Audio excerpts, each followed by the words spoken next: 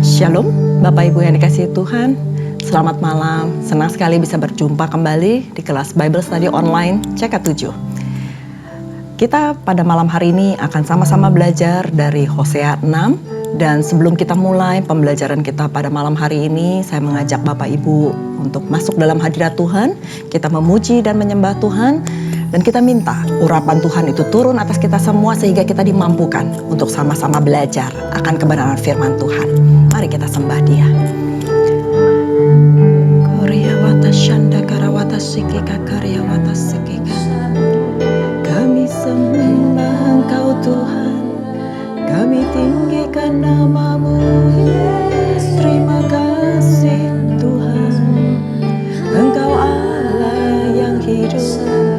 Engkau Allah yang mulia, Engkau Allah yang setia. Terima kasih Yesus, tiada yang seperti-Mu Bapa. Haleluya,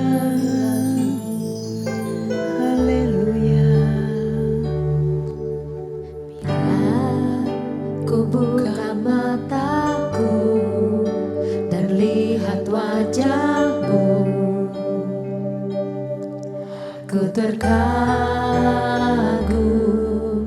bila ku lihat hidupku dan karya tangan-Mu. Ku tersanjung karena semua yang baik dalam hidupku. Itulah karya-Mu, Kau beri kesempatan yang baru, dan ku ingin mengenal-Mu Tuhan, lebih dalam dari semua yang ku kenal.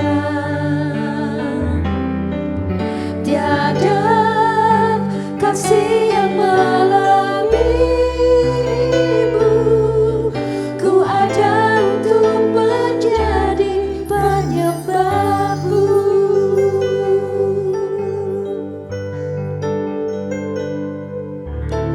Bila ku buka mataku dan lihat wajah-Mu,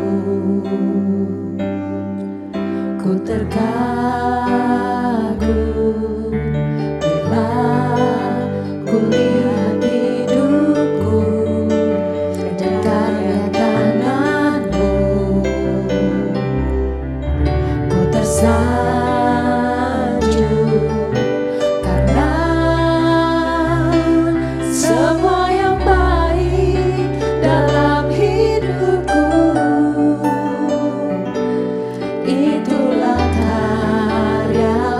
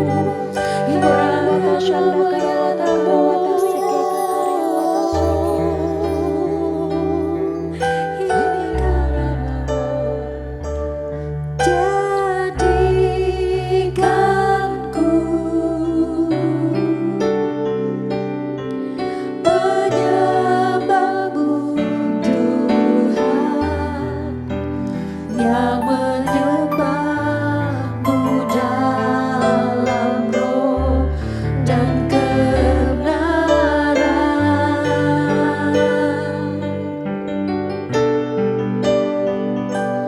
Bawa daku untuk lebih mengenalmu dalam hadiratmu, Tuhan.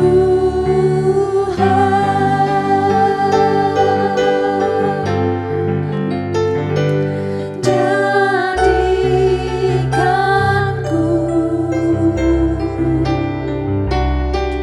penyembahmu, Tuhan, yang menyembahmu dalam roh dan kebenaran.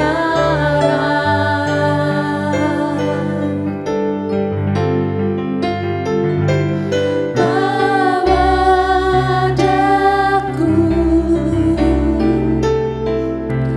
untuk lebih mengenalmu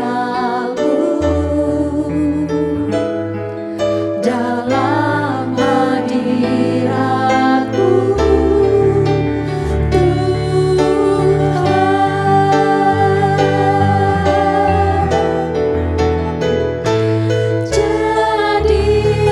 Jadikanku penyembahmu, Tuhan, yang menyembahmu dalam roh dan kebenaran.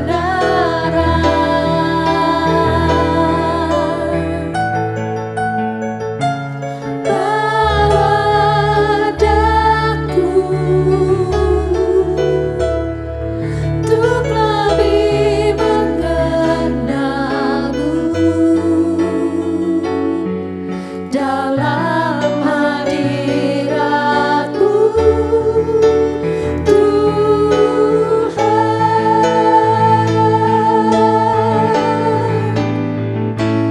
Jadikanku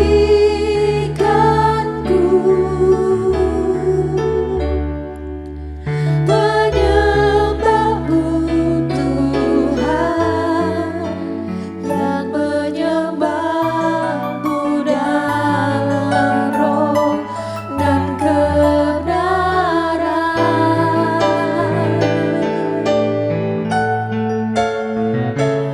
Bawa daku untuk lebih mengenalmu dalam hadiratmu, Tuhan.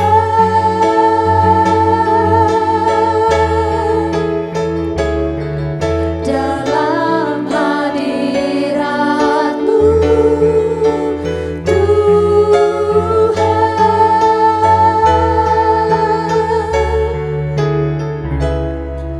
Dalam hadiratmu, Tuhan.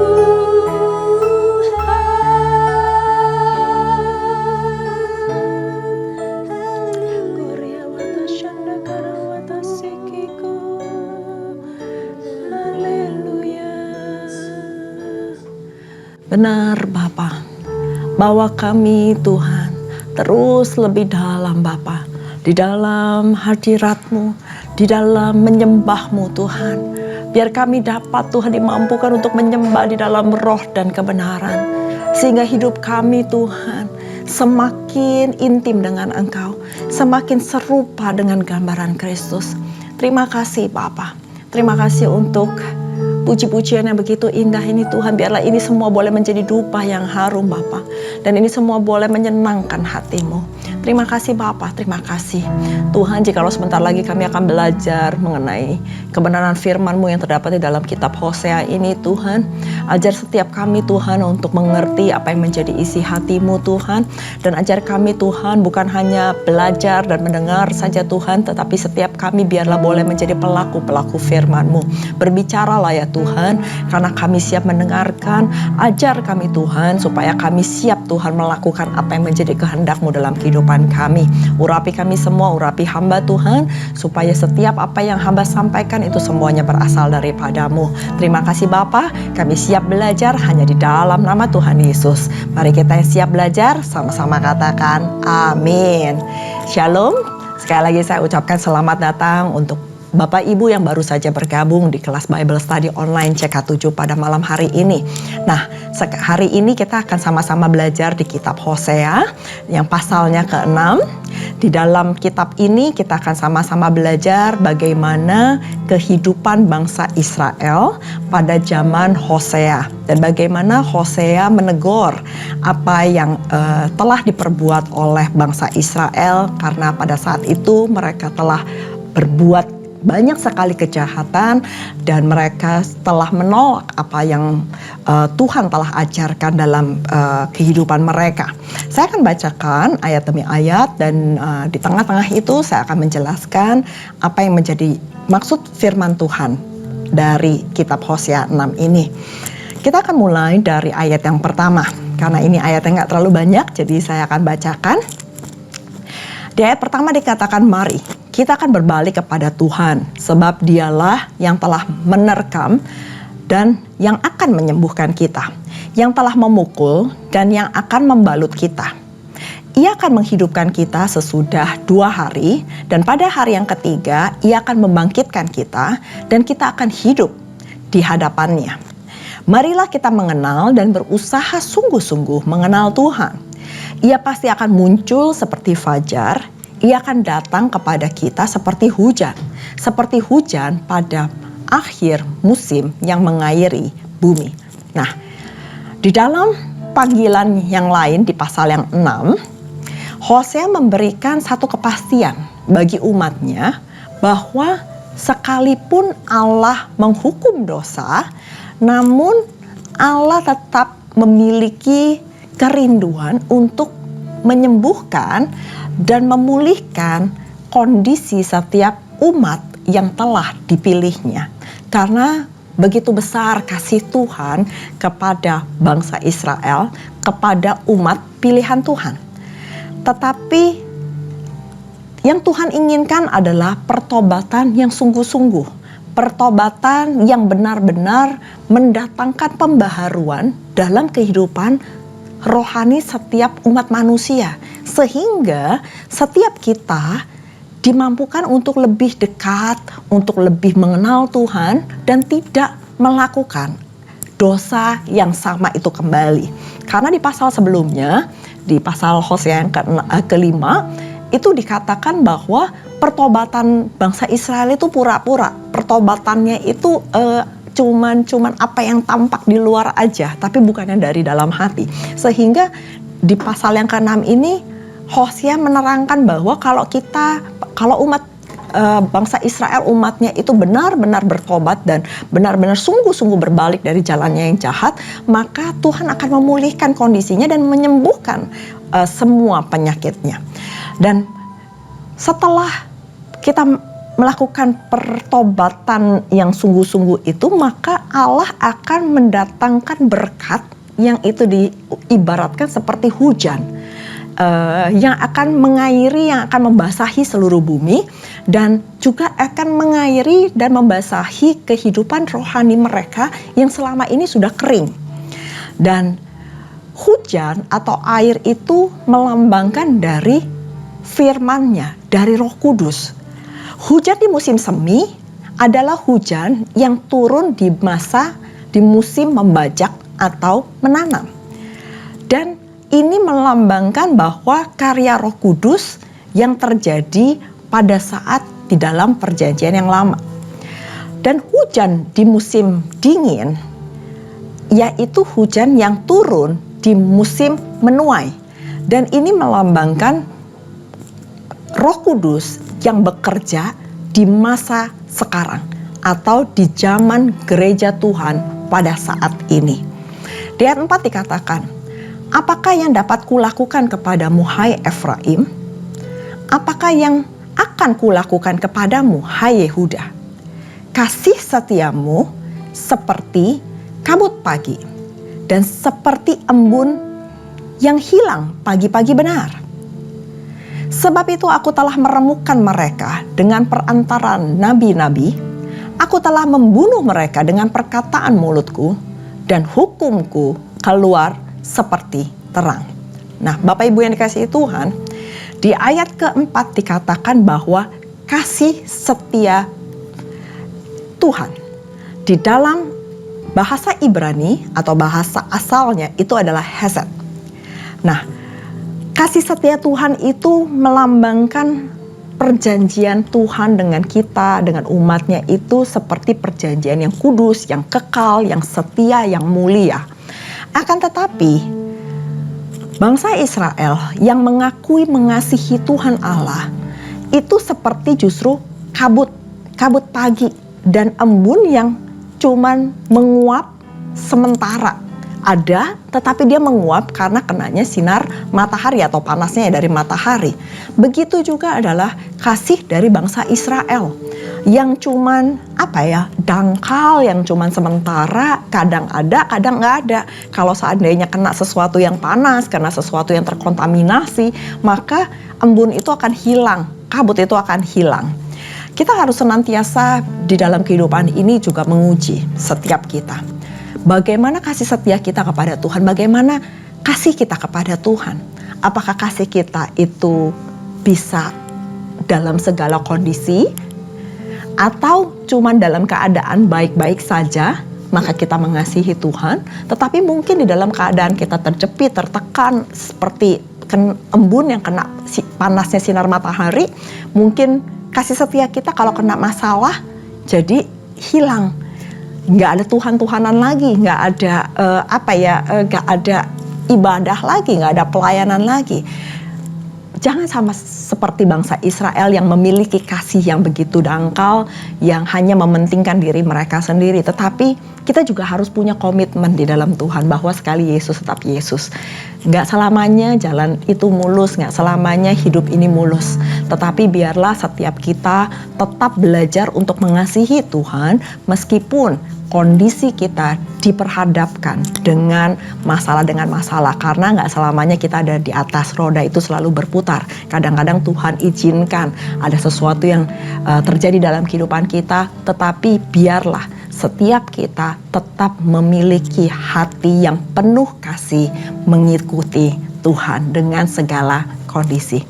Di ayat 6 dikatakan, sebab aku menyukai kasih setia dan bukan korban sembelihan, dan menyukai pengenalan akan Allah lebih daripada korban-korban bakaran.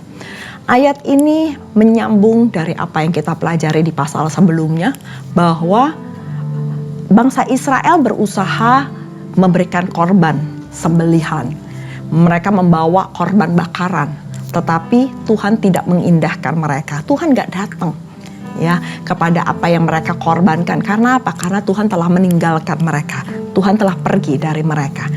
Di sini ayatnya sangat jelas dituliskan bahwa Tuhan itu lebih menyukai kasih setia, yaitu hati, hidup, perbuatan.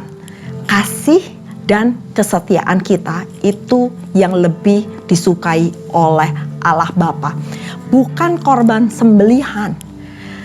Bukan apa yang kita berikan, mungkin persembahan kita, pelayanan kita yang mungkin luar biasa, tetapi kalau hati kita menyimpang dari kebenaran firman Tuhan, kita nggak setia sama Tuhan, maka itu semuanya akan sia-sia. Dan ternyata Allah juga lebih menyukai pengenalan akan Allah. Nah, ini juga penting buat kita supaya kita ini tidak terombang-ambingkan dengan pengajaran-pengajaran yang sesat atau nabi-nabi palsu yang akan bermunculan. Karena apa? Karena kita harus tahu bahwa penyesatan itu pasti akan datang, dan penyesatan itu seperti firman Tuhan katakan itu dimulai dari dalam. Penyelewengan itu tidak langsung dapat kita tahu kalau kita nggak kenal sama kebenaran firman Tuhan. Dan firman Tuhan itu nggak boleh ditambah, nggak boleh dikurangin, dan biasanya itu akan tipis sekali diselewengkan atau diplesetkan dari kebenaran firman Tuhan yang sesungguhnya. Jadi yang sungguh-sungguh disukai oleh Allah adalah kasih dan kesetiaan dari umatnya. Dan yang diharapkan oleh Allah Bapa adalah pengenalan pribadi akan dirinya, yaitu hidup intim sama Tuhan, tahu apa yang Tuhan inginkan dari hidup kita, dan belajar tentang kebenaran firman Tuhan. Maka pada saat kita melakukan dua hal itu, saya percaya Tuhan pasti akan memberkati kita, perkenanan Tuhan akan turun atas kita. Di perikop selanjutnya, Efraim tidak mau bertobat. Di ayat 7 dikatakan, tetapi mereka itu telah melangkahi perjanjian di Adam.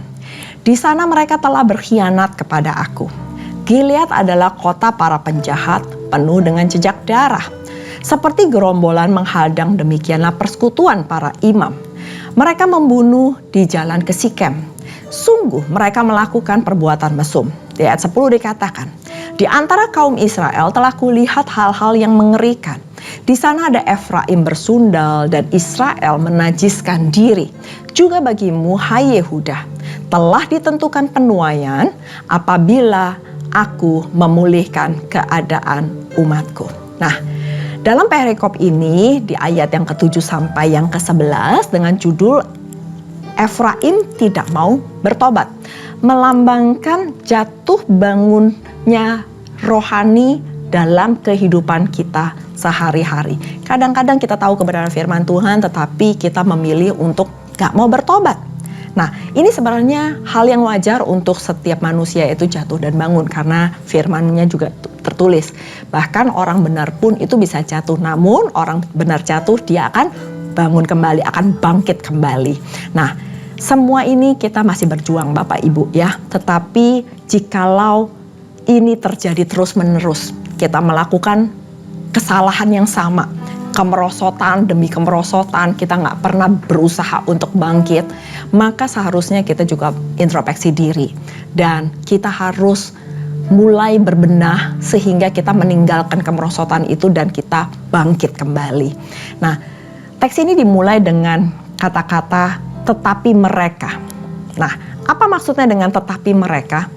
Ini adalah bagian yang di-highlight atau yang ditekankan dari bagian yang sebelumnya, yaitu Allah sesungguhnya menginginkan kasih setianya terhadap sebuah perjanjian. Akan tetapi, apa yang dilakukan oleh bangsa Israel? Mereka melangkahi perjanjian itu dan mereka berkhianat kepada Allah, dan mereka akhirnya menyembah ilah-ilah lain. Dan pengkhianatan bangsa Israel itu sangat jelas dituliskan di dalam perikop ini, seperti Adam, Gilead, jalan menuju Sikem, menunjukkan bahwa begitu besar luasnya wilayah kejatuhan dan kemerosotannya mereka. Bahkan hampir di semua tempat, yaitu semua sisi dalam kehidupannya mereka. Dan akhirnya kehidupan mereka diwarnai dengan kekerasan, pembunuhan, kekejian, dan yang sangat mengherankan dan sangat menyedihkan adalah pelakunya adalah juga para imam. Seharusnya para imam yang lebih mengerti kebenaran firman Tuhan, tetapi justru mereka yang melakukan perbuatan-perbuatan yang mendukakan Tuhan itu sendiri. Mereka yang seharusnya mengarahkan bangsa, umatnya, tetapi mereka yang terlebih dahulu melakukan perbuatan kekejian, melakukan perzinahan, persundalan. Nah, mereka udah dibutakan dengan pengenalan akan Tuhan, sehingga mereka sudah enggak lagi memikirkan apa yang menyenangkan hati Allah, tetapi mereka hanya menuruti apa keinginan diri mereka sendiri dan mengikuti daging mereka.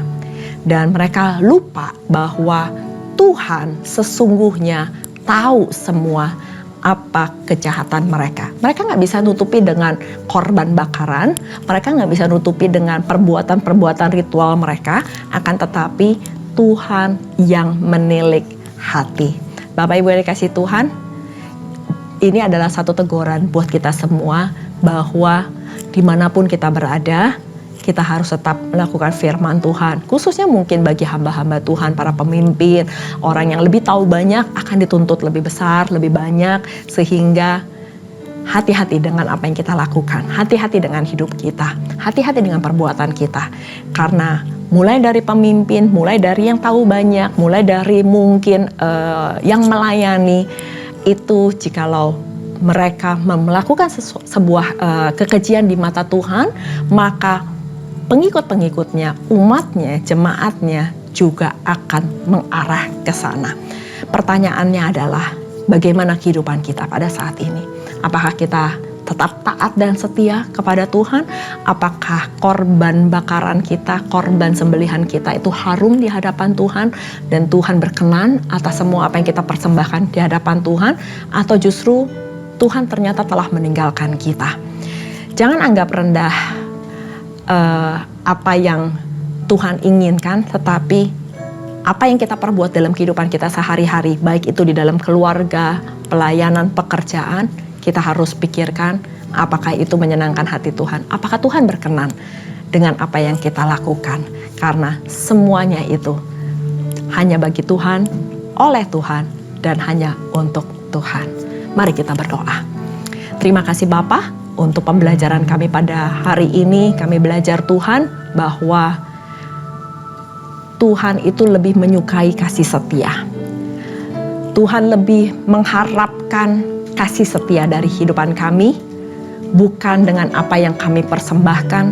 Bahkan Tuhan lebih rindu untuk kami mengenal Engkau secara pribadi daripada semua korban-korban sembelihan yang kami bisa berikan kepada Engkau.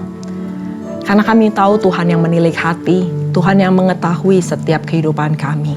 Biarlah Tuhan, setiap kami, umat-Mu, itu berkenan di hadapan-Mu dengan setiap apa yang kami lakukan, apa yang kami perbuat, apa yang kami perkatakan, baik di dalam rumah tangga kami, baik di dalam pekerjaan kami sehari-hari, bahkan baik di dalam pelayanan kami Tuhan. Biarlah Tuhan itu semuanya menyenangkan hati-Mu. Kami gak mau Tuhan mengecewakan Engkau. Kami gak mau Tuhan menyimpang dari apa yang Engkau ajarkan di dalam kebenaran firman-Mu. Tetapi biarlah Tuhan kami fokus akan Engkau. Ampuni setiap kami Tuhan, kalau mungkin saat ini hidup kami gak berkenan di hadapan-Mu. Kami mau janji Tuhan, kami mau janji bahwa kami akan kembali, kami akan balik dan bertobat. Dan pertobatan kami sungguh-sungguh. Biarlah Roh Kudus yang selalu mengingatkan kami. Biarlah Roh Kudus selalu yang menasehati kami kalau kehidupan kami menyimpang Tuhan. Dan kami tahu Tuhan bahwa pada saat kami berbalik dan bertobat, Engkau gak sekali-kali meninggalkan kami. Terima kasih Bapa, berkati setiap jemaat-Mu dimanapun mereka berada. Dan Hamba percaya Tuhan, firman ini boleh menjadi rema dan boleh menjadi kekuatan bagi setiap kami. Terima kasih Bapa. Sebelum kami berpisah, kami rindu untuk menerima berkat daripada-Mu. Bapak Ibu yang dikasihi Tuhan, mari kita mengangkat tangan kita dan kita siap menerima berkat. Terimalah berkat yang berlimpah-limpah dari Allah Bapa, kasih karunia di dalam anaknya yang tunggal Tuhan kita Yesus Kristus, dan persekutuan manis dengan Roh Kudus menyertai Bapak Ibu sekalian mulai saat ini sampai Tuhan Yesus datang untuk kedua kalinya menjemput kita di awan-awan permai dan bahkan untuk selama-lamanya. Mari kita yang sudah menerima berkat sama-sama katakan amin. Tuhan Yesus memberkati. Shalom.